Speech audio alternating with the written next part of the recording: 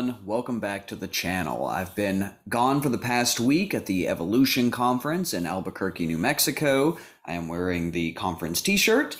I had a really great time. I'm excited to be back and be chatting with y'all. And today we're going to do the next installment of the Causes of Evolution video. You'll recall last time we talked about variation, specifically looking at the underlying causes of phenotypic variation, and then kind of explaining the sort of variation that we're going to be focused on, because it's the genetic variation, importantly, that is important for evolutionary change. And one of the things that I really kind of hearkened on last time was the importance of disentangling genetic effects from those that are environmental or developmental. And just in case you thought that I spent a little too much time hearkening on that, or that maybe my insistence on this being a very, very important thing was a little overblown, that surely everybody already knows this, I want to take just a second and show you this paper recently published in PNAS, which is a very prestigious scientific journal that made this very mistake. So I'm not going to go through this paper in any detail. I just want to show you that the things that I was talking about last time, people still make. The mistakes are still being made. This paper is titled The Inheritance of Social Status, England, 1600 to 2022. And in this paper, Gregory Clark, who is actually an economist, not a geneticist, I should point out, argues that social status is inherited from generation to generation, and that you can actually track wealth via genetic inheritance. And he leans very heavily into this idea that genes are the underlying cause of social status. This is, of course, just preposterous, and I might even make a follow-up video just dissecting this paper and explaining the statistical problems with it. In many respects, this idea actually goes back to Francis Galton. I've done videos talking about Galton and natural inheritance and hereditary genius. If that doesn't mean anything to you, check out my People's History of Darwinism. I talk about Francis Galton, but he basically utilizes a gigantic data set, just like Galton used to do, of humans and things like wealth and education, et cetera, in England. And then he uses some correlation statistics to then try to make his heritability arguments. Basically exactly the same as Galton did. And all of his analyses fall under the same sorts of problems that the analysis of the early biometricians had. So again, I might do a follow-up study or a follow-up video on this. I just wanted to take a second and say, look, this is something that is still going on, and that's why I try to make this very, very clear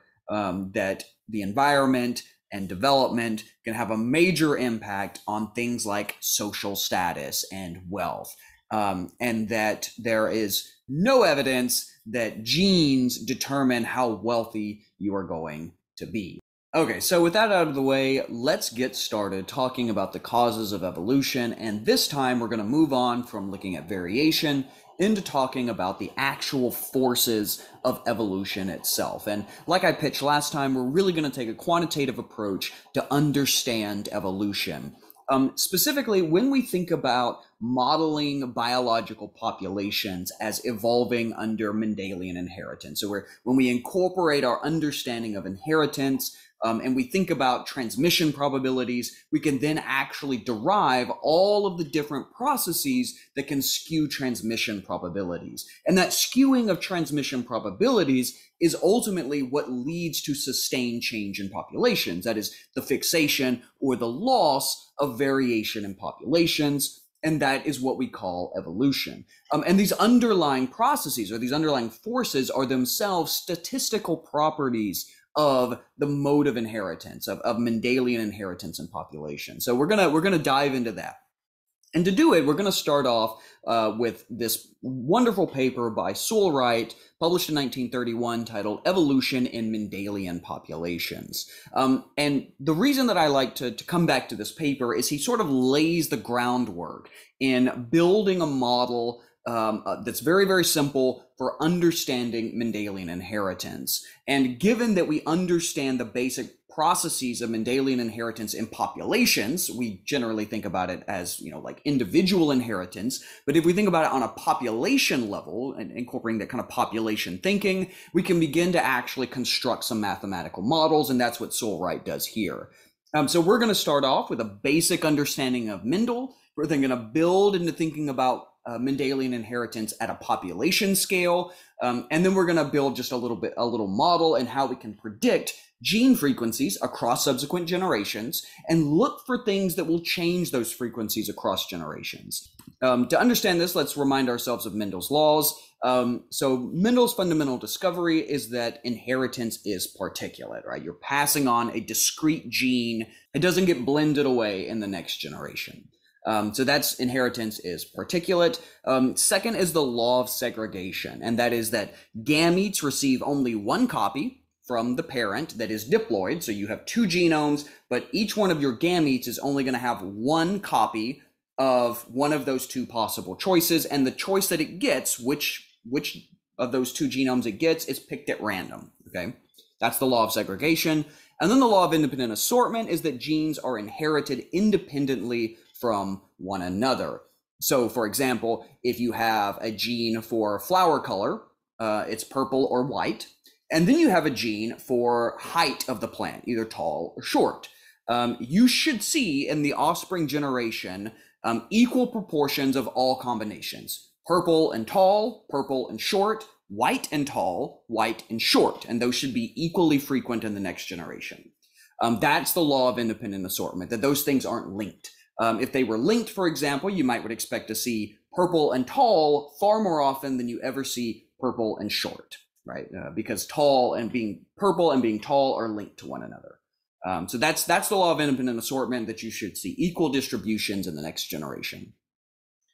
So that's Mendelian genetics. That's the basic background from which we're going to kind of start constructing our model. I do want to spend just a second talking about some violations of Mendel's laws, because these are important and they are going to come up later on when we start talking about the patterns of evolution. The first big violation is the segregation distortion. And this is defined as alleles are inherited at a greater than 50% frequency due to epistatic interactions with some alternate allele.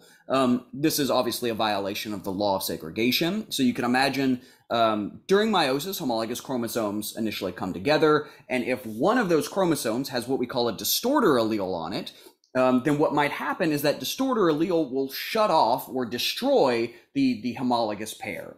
And so in doing, it destroys one pair, and so only the distorter allele gets passed on into the gametes.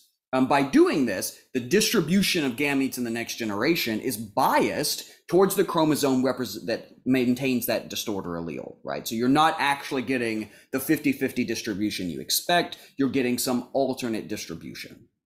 And that's segregation distortion, and obviously that's a violation of Mendel's law of segregation.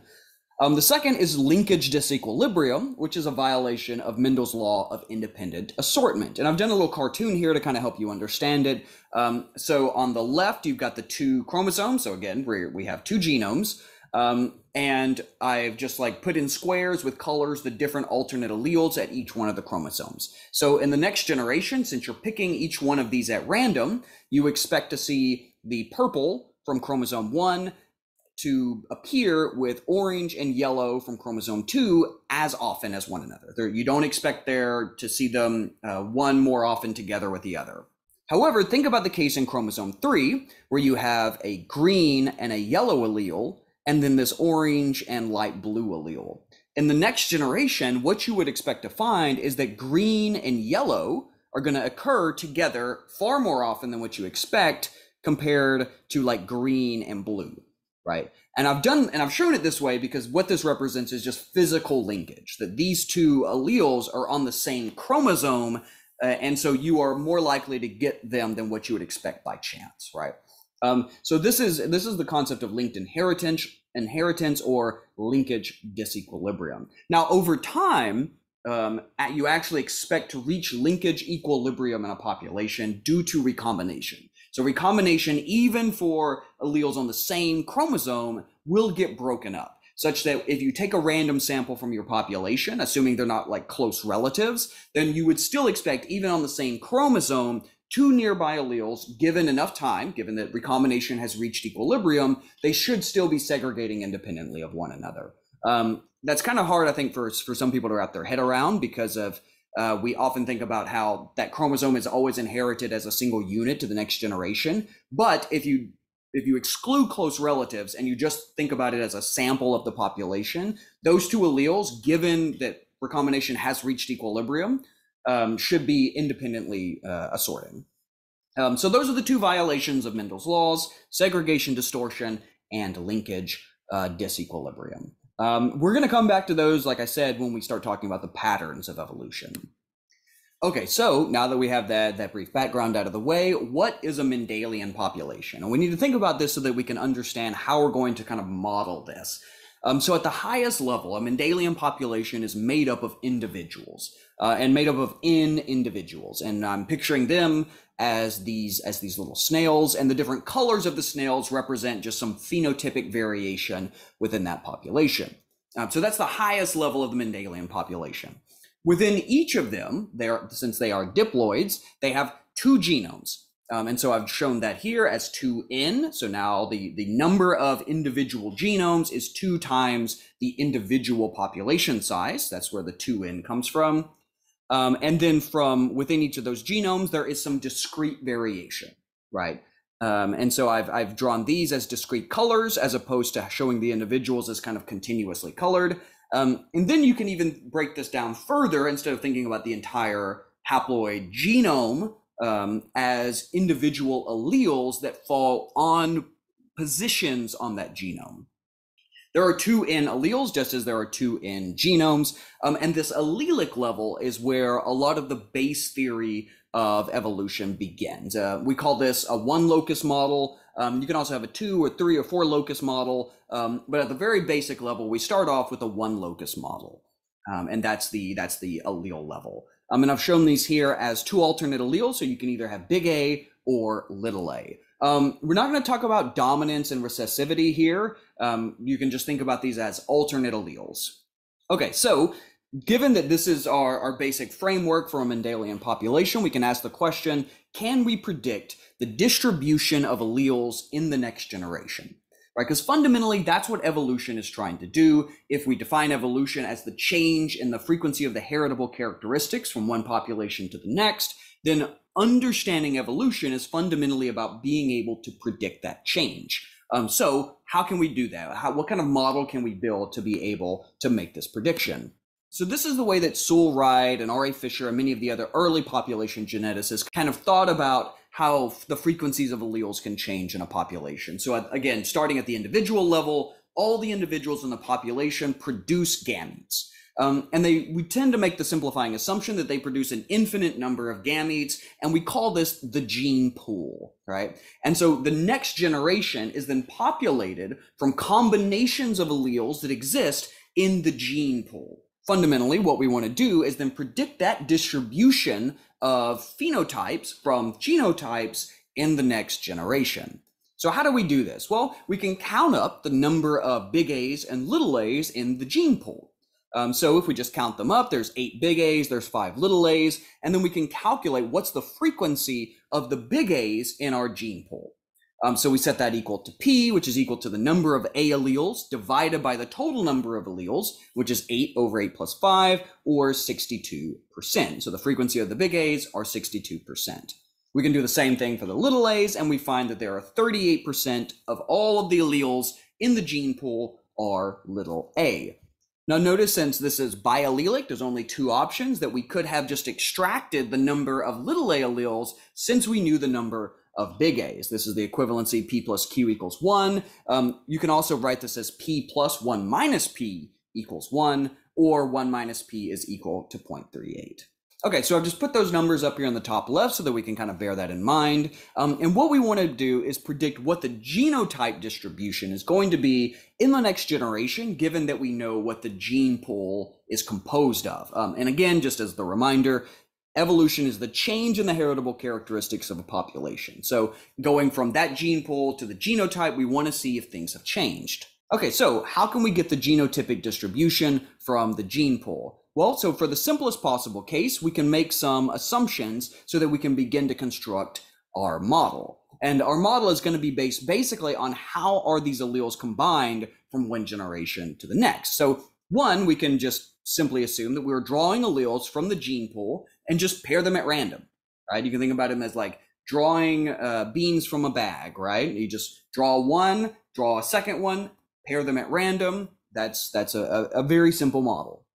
Secondly, that alleles are drawn with replacement and infinitely. So that is that we can draw one and that we haven't changed the distribution in the bag by drawing one. You can think about it, we draw one, write down the one we drew, throw it back in the bag, and then pick again at random, right? That way we're not biasing the distribution every single time we make a draw. That's what we mean by sampling with replacement.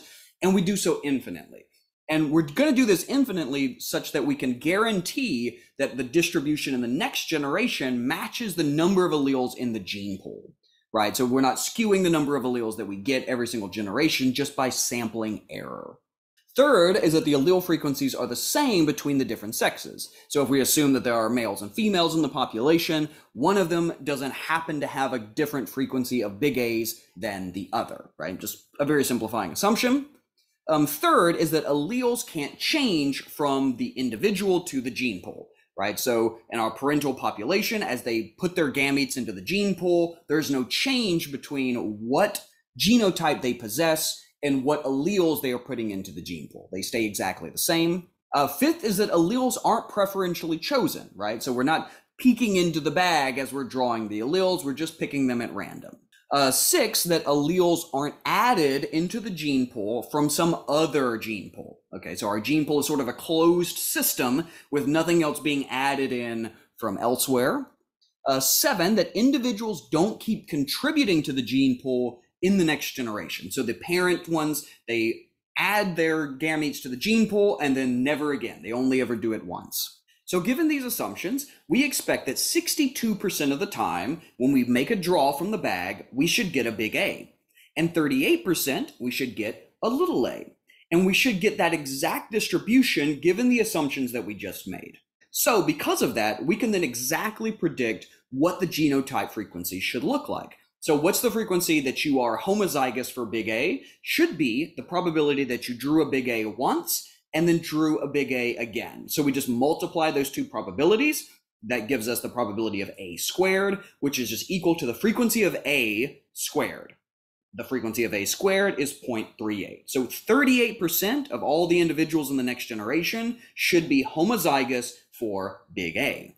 In exactly the same way, we should find that 14% of the next generation should be homozygous for little a. Now for the heterozygotes, it's a little bit different. It's the probability that you drew a big A and then drew a little a, plus the probability you drew a little a and then drew a big A. Because remember, the order that you pick doesn't matter. All that matters is that you drew two different ones. And so we have to sum those two ways of picking two different ones together, and that gives us 2 times the probability you picked a big A times the probability you picked a little a. And therefore, the heterozygous genotype frequencies is 47%.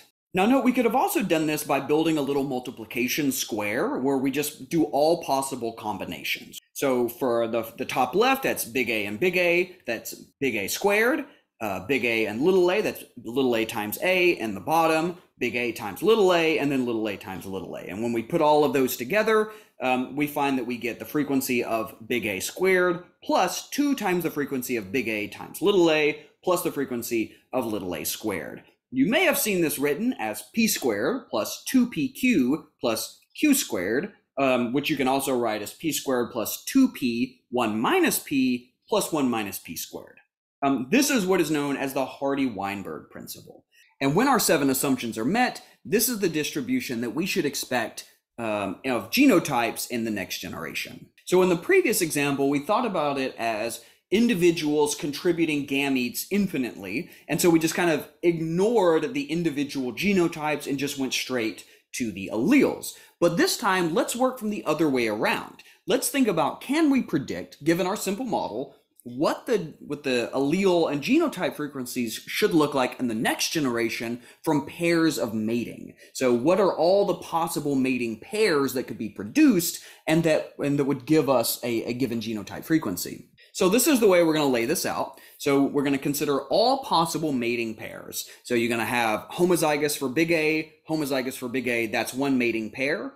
The frequency at which you should expect to see that is the frequency of the two big A's, the frequency of homozygous squared, right? That's, again, you can think about it like drawing one individual that is homozygous for big A and then drawing another individual that's homozygous for big A. When they mate, all of their offspring are homozygous for big A, right? Because that's the only allele they can possibly give. I've drawn the little Punnett square down here. It's obviously very simple. They're all big A's. So that's the offspring genotype frequency. We can do this again for the homozygous mating with a heterozygote.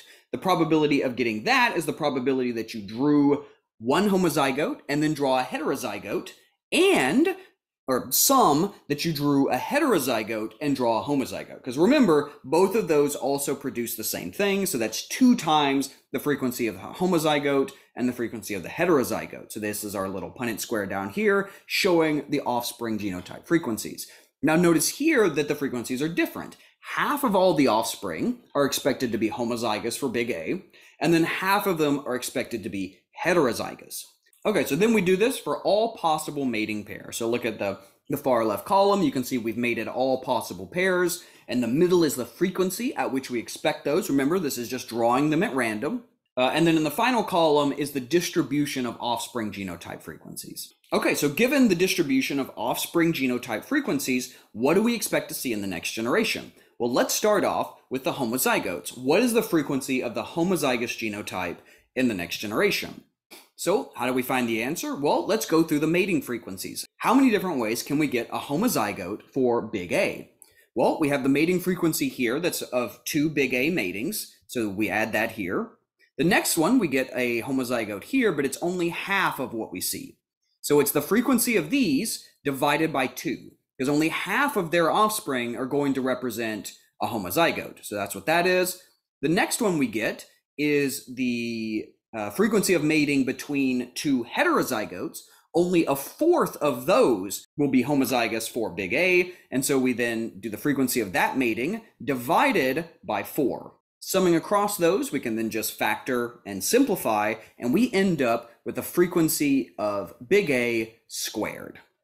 Now, you'll recognize that the frequency of big A squared is simply the frequency of the homozygotes plus the frequency of the heterozygotes divided by 2. And we should also recognize that this is p squared, or exactly what we expected to see in Hardy-Weinberg equilibrium. We can do the same thing with the little a, and we find, lo and behold, we get little a squared, or q squared. With the heterozygotes, it's a little bit more complicated. We then start off here, where you've got the frequency of the heterozygotes, where you only get half. So that's that mating pair frequency divided by 2, plus all of the ones that produce heterozygotes, which is this frequency here. So this one, so you're only getting heterozygotes, plus the frequency of the heterozygote pairing divided by 2 squared.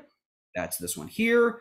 And then lastly, the heterozygote mating with the homozygote, in which you get half heterozygotes, just as you did with the big A heterozygotes. So we factor and we simplify, and again, we get 2 times the frequency of big A times the frequency of little a, or 2pq. So using the simple model and looking at all the different mating pair combinations, we end up with p squared plus 2pq plus q squared. And so the distribution in the next generation is exactly the same as it was in the previous generation. There has been no evolution at all. So whether we look at it as drawing alleles at random from a gene pool, or we look at all possible mating pairs, we get no evolution. Gene frequencies don't change. Okay, well now we've generated a model that predicts no evolutionary change. From one generation to the next, gene frequencies should stay exactly the same. Therefore, the forces of evolution, the actual causes of evolution, must lie in a violation of one or more of these 7 assumptions, these assumptions upon which we built our model of no change. And in many ways, you can think about the Hardy-Weinberg equilibrium as sort of the null model, from which we can then test each one of these various hypotheses as to what is causing the change in frequencies of alleles or genotype frequencies in a population. So if we want to understand the actual causes of evolution, we need to understand each one of these 7 assumptions and how they may contribute to changing genotype frequencies. So for the rest of this video, we're going to start off with the first of these assumptions, drawing alleles from the gene pool and pairing them at random. Now, I've kind of avoided using the biological terms for each of these because I wanted to kind of make it a little bit more amorphous. But what this particular one is, how you normally hear it presented, is as random mating. So the first violation is the violation of random mating, which is non-random mating. And we're going to talk about 3 different kinds of non-random mating. First is inbreeding. This is where individuals are mating with close relatives. Second is assortative mating. So you're mating preferentially with individuals that either look like you or that look different from you. And population structure. And this is where individuals are mating with those that are close by, as opposed to mating randomly, irrespective of space. So how does inbreeding work? Well, let's think about the simplest case of inbreeding, and that is selfing. Many plants do this, where you are, if you're hermaphroditic, you can just self-fertilize. And in the case of selfing, we can actually predict what the genotype frequency should look like. So think about if a homozygote for big A selfs, all of their offspring are going to still be big A, right? If all of the individuals with little a's self, all of their offspring will be little a. However, when heterozygotes self, remember the distribution of their offspring look different. Only half of them will remain heterozygote, whereas a fourth will be homozygous for big A, and the other fourth will be homozygous for little a. So what this kind of inbreeding, what selfing does in natural populations, is it partitions out the heterozygote alleles into the homozygous state. So the big A's increase by a fourth of big A, and the little a increases by a fourth of little a, whereas the heterozygote lose half of their distribution each generation. So inbreeding in natural populations is often measured by what we call the inbreeding coefficient. And let's kind of define what this means. So H naught will be the observed number of heterozygotes in generation naught, and then H will be the observed number after 1 generation of selfing. So we can define this as F is equal to H naught minus H divided by H naught. In the case of selfing, remember we lose half of the heterozygotes in 1 generation. So then we go from a frequency of 0.47 in our heterozygotes minus 0.237, which is half of 0.47, which gives us an inbreeding coefficient of 0.5. And 0.5 is the inbreeding coefficient you expect under a mating system of selfing. Therefore, we can actually write the expected reduction in heterozygosity due to inbreeding as H is equal to 2pq, which is the Hardy-Weinberg Equilibrium expectation, minus 2pq times F, with F being the inbreeding coefficient. So the contribution to homozygosity is then just substituting in these values for the expected frequencies. So remember, the frequency of big A should be the frequency of the homozygotes plus half of the frequency of the heterozygotes. Recognizing that we're altering the frequency of the heterozygotes to account for inbreeding, we just plug in this equation into this here. That gives us 2pq minus 2pqf. The 2's cancel, and we're left with p plus pqf. So the frequency that is being added to the homozygotes from inbreeding is equal to p plus pq multiplied by f. We can do this for each one of the genotype frequencies, plug in our values. So we're getting 0.38 comes from here for p squared, plus pq, which is half of 0.47, which is 0.24, multiplied by the inbreeding coefficient, which is 0.5. Do the same thing here. So 2pq is 0.47 minus 0.47 times 0.5, and then the same thing here as we did for the big A's. What we get in the next generation is 0.5 for the homozygous for big A, 0.24 for the heterozygotes, and then 0.26 for the homozygotes. When we just look at the change or the delta in frequency between generation 1 and after one generation of inbreeding, we are adding 12% to the big A's. We are losing 23% from the heterozygotes, and then we're gaining 12% to the homozygote for little a. So clearly, genotype frequencies have changed. But what about the allele frequencies? So remembering from before, we calculate allele frequency as equal to the frequency of the homozygotes plus half of the heterozygotes. When we plug in all of those numbers, we find that the allele frequencies have actually not changed, despite the fact that the genotype frequencies have changed. This leads to a very important point, that violations of random mating impact genotype frequencies, but they don't change allele frequencies. So the partitioning of those alleles changed from the homozygous or from the heterozygous to the homozygous state, but the actual count of alleles in that population have not changed. Okay, so what about assortative mating? So there's two different kinds of assortative mating. You either have positive assortative mating, that is like mates with like, or you have negative assortative mating, where like mates with dislike. So in exactly the same way as we've been doing before, let's add up the mating frequencies.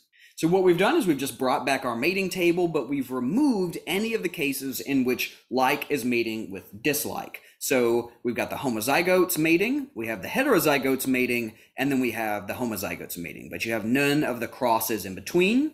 And so our offspring genotype frequencies are dictated solely by these three mating frequencies. So as before, we get 1 from the mating frequency of the big A's plus a fourth of the heterozygote matings. Remember, when heterozygotes mate, 1/4 of their offspring are predicted to be homozygous for big A. Half of the heterozygotes, right? Because the heterozygote mating gives us half. And then we get the same thing for the little a's that we got for the big A's. Now, we should recognize that this is the exact same thing that we saw with inbreeding. And in fact, positive assortative mating is just a kind of inbreeding, right? So individuals are choosing to mate with those that have the same genotype as them. And so we can calculate an inbreeding coefficient for this. And it turns out that when positive assortative mating is perfect, that is, you always mate with those that are like you and never with those that are dislike you, then it resembles selfing. That is, that the inbreeding coefficient is 0.5. Now, importantly, the main distinction here between inbreeding and positive assortative mating is that positive assortative mating only works on the allele that you are choosing.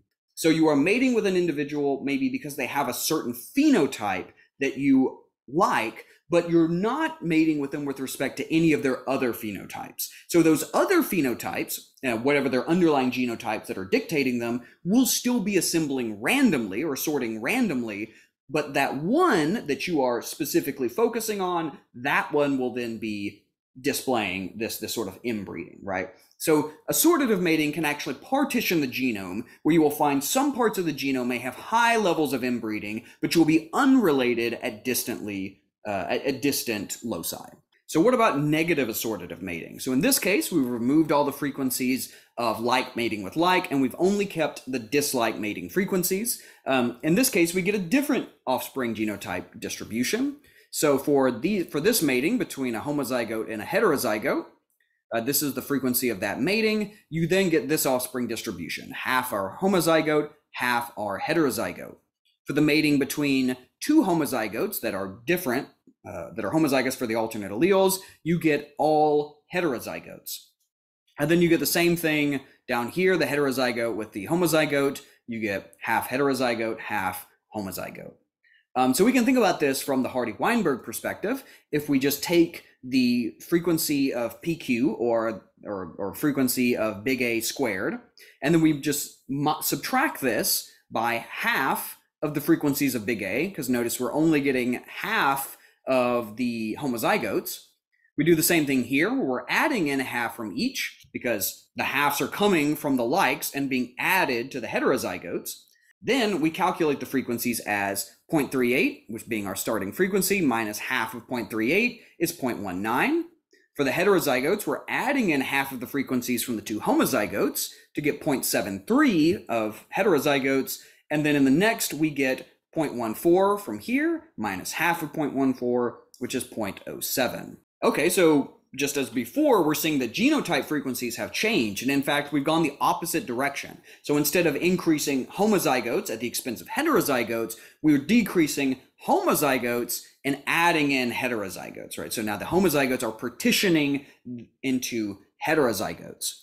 So genotype frequencies have changed, but what about allele frequencies? Well, it turns out that negative assortative mating actually changes allele frequencies. So the frequency of A is 0.19 from the new, plus half of the heterozygotes is 0.56. Notice that before it was 0.62. So we've actually gone down in allele frequency of big A, whereas little a has actually increased in frequency up to 0.44. So they're going in opposite directions of one another. Now, while that changes the allele frequencies in the moment, it initially changes it, they actually will reach a stable equilibrium if this continues over successive generations, and it will eventually stop changing. So I've plotted down here on the left the changes in the genotype frequencies. So the green is the heterozygotes, the red and the blue are the homozygotes. You can see they have this alternate pattern where heterozygotes are increasing in frequency and homozygotes are decreasing. But then notice the allele frequencies just next to it.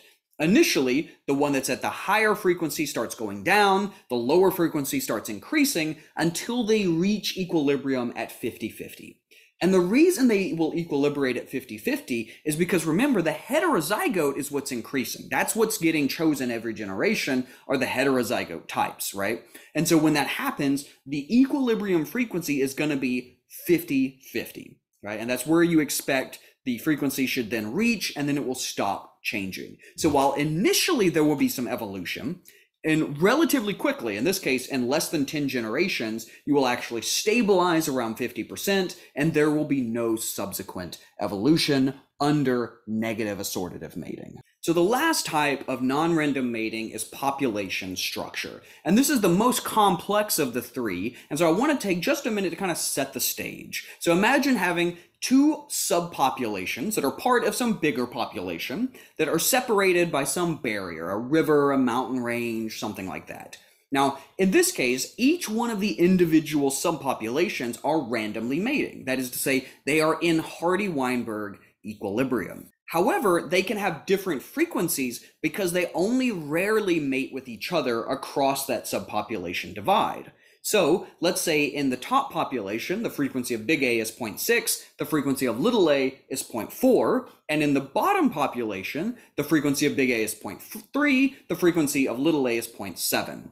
Now I'm showing next to that the genotype frequencies in each of these two populations. Take a second and see if you can convince yourself that each of these two subpopulations are themselves in Hardy-Weinberg equilibrium. That is to say, they are following all of the assumptions that we made before. Take a second, see if you can figure it out.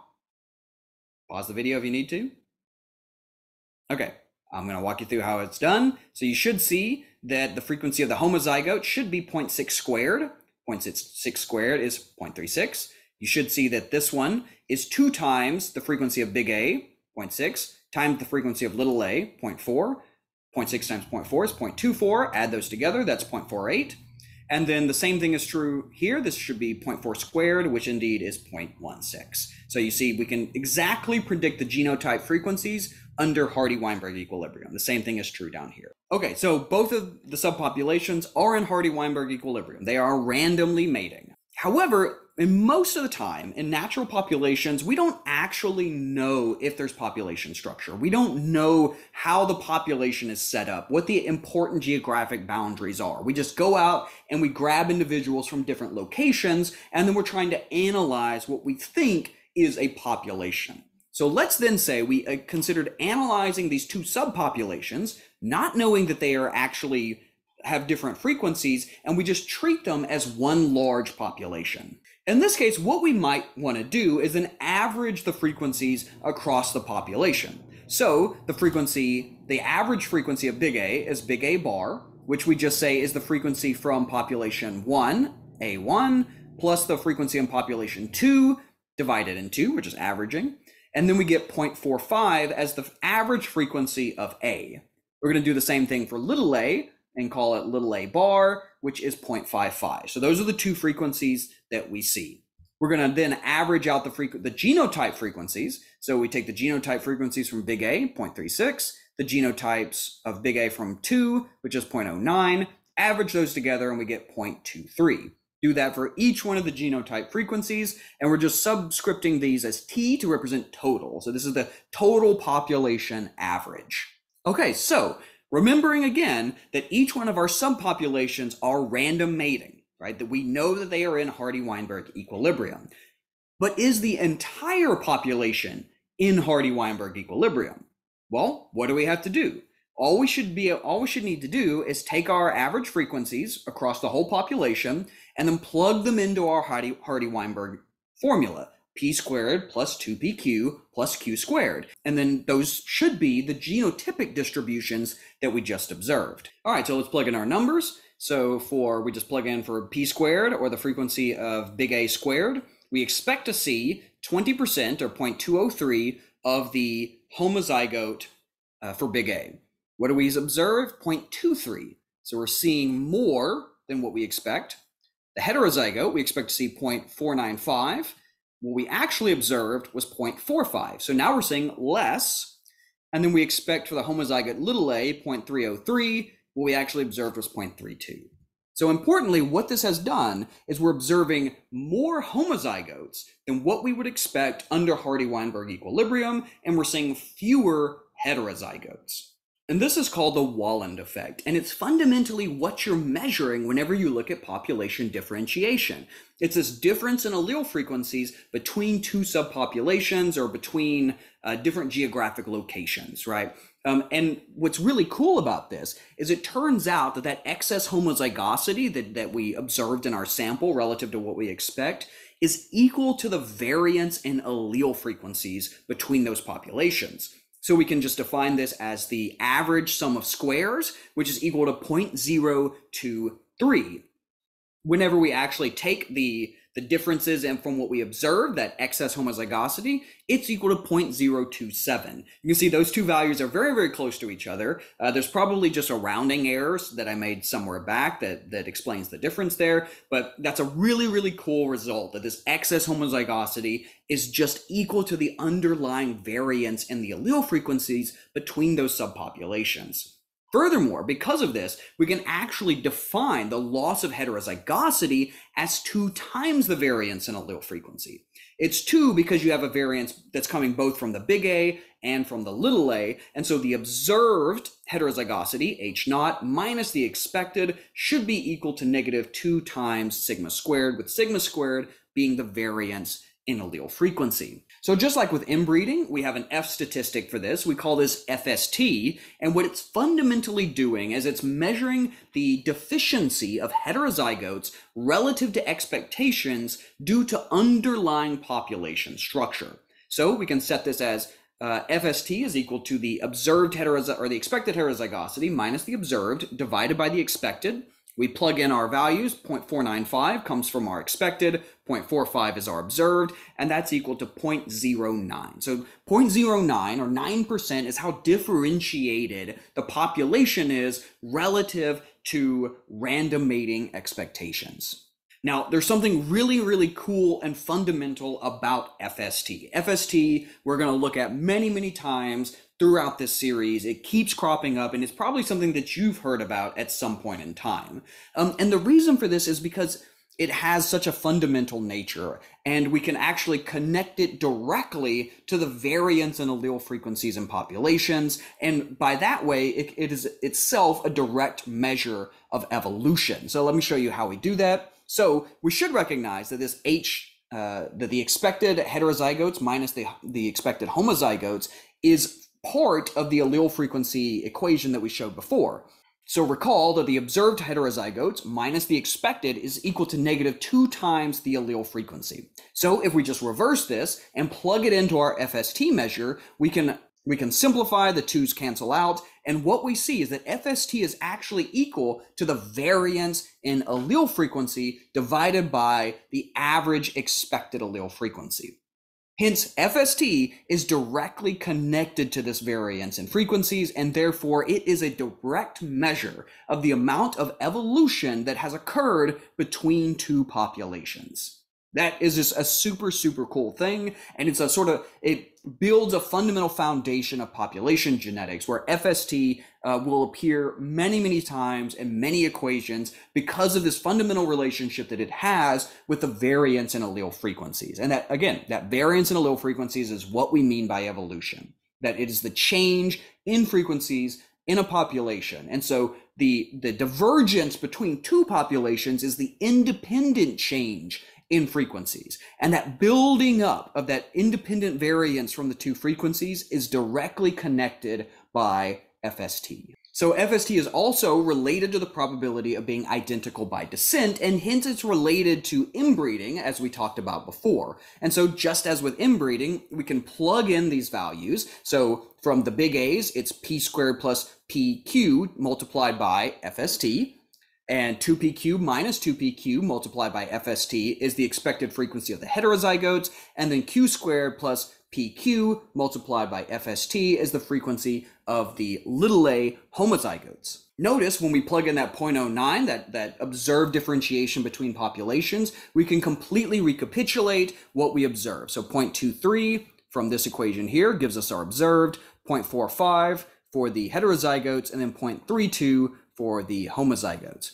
Now, paradoxically, one thing that we should immediately recognize with this is that this is just inbreeding. This is what inbreeding looks like. But remember, I said in the beginning that these two subpopulations are in Hardy-Weinberg. They're not inbreeding, they're randomly mating within the areas that they're in. And yet, we can use the principles of inbreeding to exactly predict their frequency. So how does that happen? How can it be that you have both complete random mating and yet at a population level, there's inbreeding? Well, the reason for this is, again, each of those populations, despite randomly mating within, they're not randomly mating between. And so what you have is those two populations relative to each other are actually inbred. And so at the total population level, you have an inbred population despite complete random mating in the individual subpopulation. So this is, again, this is kind of a paradoxical thing to think about, and it kind of will mess with your head, but it shows that even under complete random mating in individual subpopulations, if you are not randomly mating with respect to space, then you will still show patterns of inbreeding at the total population level. So the last thing I want to touch on is this idea that the random mating is always a bad assumption. I feel like every single time people bring up random mating, they're like, oh, but that's silly. You know, we know random mating is a bad assumption. And this comes from a place of, frankly, ignorance of population genetics. And I want to explain why random mating is more applicable than generally believed, even when populations are not randomly mating. So even if we say random mating never occurs, there is never random mating, it's actually not a bad assumption, and it works for a large portion of the time. So one thing to remember is that in population genetics, we don't sample the whole population.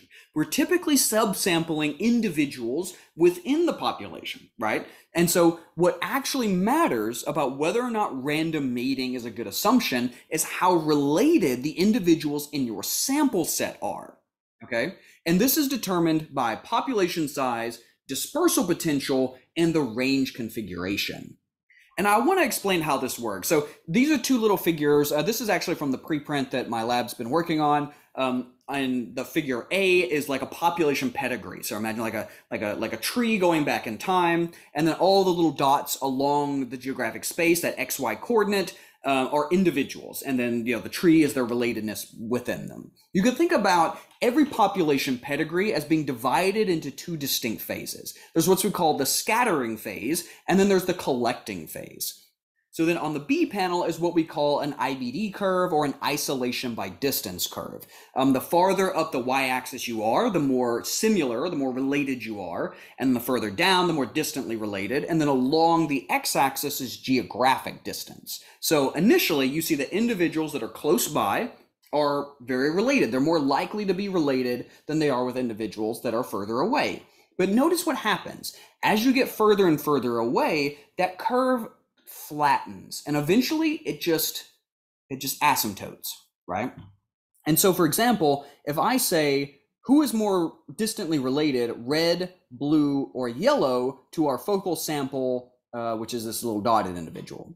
Well, notice they are all equally distantly related to our focal dotted individual, right? Despite the fact that blue and yellow are farther away than red is. Now, remember what random mating assumes. Random mating assumes that it doesn't matter where you choose individuals from, they are equally likely to be related. And so notice what this means is that there's a part of this tree, a part of the shape of this tree in which that is violated. Individuals close by are more related than what you expect, but there's a distance at which once you reach it, it doesn't matter anymore. Individuals are all equally likely to be related, and that fits the assumption of random mating. And hence, random mating at that distance is not violated. Okay, but wait, how could that possibly be? If individuals are not randomly mating, because that's what generates this curve, how can there ever be a point in which random mating is justified, can work? I'm going to explain it to you. It's a really cool process. So let's start at the top panel here. And each one of these colors represent a sample set. So this is in one generation. Each one of these 4 colors are the 4 samples, and then you've got some living ancestors. So these may be the bigger circle are the sampled individuals, and then the smaller circles are the number of living relatives that you have, okay? And then, of course, the rectangle is the geographic space. So early on, notice that where the ancestors are strongly correlate with the prediction of our samples, right? Or with the position of our sample. So big circle, and then all the other circles are very, very tight within them, right? So if I say, is random mating violated? Obviously, right? Like you're more related to individuals near you. However, as we go backwards in time, you get more and more ancestors, right? Because your pedigree is growing backwards in time, and they start to spread out, right? So if dispersal is random, and every single generation, there's some variance to dispersal. And so individuals slowly start to spread out across space. So in the second one, you can still kind of see where your initial sample was, right? But it starts to get a little bit more vague. Your ancestors have kind of started to spread out. And then notice in the bottom panel, once we get far enough back in time, your ancestors have spread out so much in space that you can no longer predict where your modern day sample is, right? So on each one of these 2 sides, you can't tell anymore where was the original orange, where was the original green. And that's because your ancestors have spread out across space. And indeed, what will eventually happen is that all of your ancestors far enough back in time will cover the entire globe. They will be everywhere in space. So if I pick 2 individuals and I say, when are you related? How far back are you related? If your ancestor lives in a part of that population tree where all of your ancestors have spread everywhere in space, then what that relationship between you and that other random sample will look like random mating. Because backwards in time, your ancestors are all over the place. And so whichever ancestor you coalesce with is a random choice of anywhere in space. It could be any one of those ancestors, right? Irrespective of where they occur. Hence, if your sample set shows a pattern of like that flat IBD shows this pattern where there is not that initial curve, then the assumption of random mating holds just fine, because all of your sample sets are far enough back in time. They coalesce far enough into the past that their ancestors are all over the place. So there is no more spatial structure signal within your data. And so those underlying random mating assumptions are actually justified, and they work just fine for that kind of sample set. The only time the violation of random mating matters is when you have this geographic correlation between your samples, right? And that's that below a certain distance where you're getting more relatives than what you would expect. So I give you this little bit of background because I think it's one of those super important things to understand. Okay, so lastly, is non-random mating a force of evolution? Non-random mating does change the heritable characteristics of populations, but it does so in a limited way. It does not cause sustained change. right? In each one of the cases, an equilibrium will be reached, and it doesn't change allele frequency, so it can't actually fix those differences, right? Eventually, you will reach sort of an equilibrium between the two frequencies, but they never actually fix. So hence, non-random mating is what I call a weak evolutionary force completely on its own. Irrespective of any other force, it is a relatively weak evolutionary force. I often think about the evolutionary forces as in this kind of tiered approach, where you have strong evolutionary forces that are capable of fixing changes, and then you have the weak evolutionary forces that can cause change, but they tend to either reach equilibrium or they're not actually capable of changing allele frequencies, right? Non-random mating is one of those examples of a weak evolutionary force. Okay, so thanks so much for being here. I hope you learned something. We went through the entirety of Hardy-Weinberg Equilibrium. You now should know how to derive it both from a gene pool perspective as well as from a mating frequency perspective. We talked about non-random mating and the three different kinds: inbreeding, assortative mating, and population structure. And then we ended by talking a little bit about how random mating as an assumption is not as bad as it has a rap to be. Again, thanks so much for being here. Hope you learned something. Next time, we will move on to some more assumptions, and we'll see if we can tease out all the other forces of evolution. But at the end of all this, once we've teased all the forces out, then we're going to look at the patterns of evolution. We're going to put them all together, and then we're going to really start building some complicated models, with each one of these forces all interacting. And we're going to see in the very end if we can understand things like, why do genomes look the way they do? Why do organisms look the way they do? Can we make some big, broad, general predictions, which is kind of what you want to do in science, right? You want to build models that can make really big predictions and understand general patterns in nature, not just little specific cases, right? So that's the ultimate goal. That's what we're going to do with all of this. So we've now looked at non-random mating. We'll pick it up next time with some more violations of our simplistic model or the violation of Hardy-Weinberg. Let me know in the comments if you have any questions. Thanks for being here, and I will catch you next time.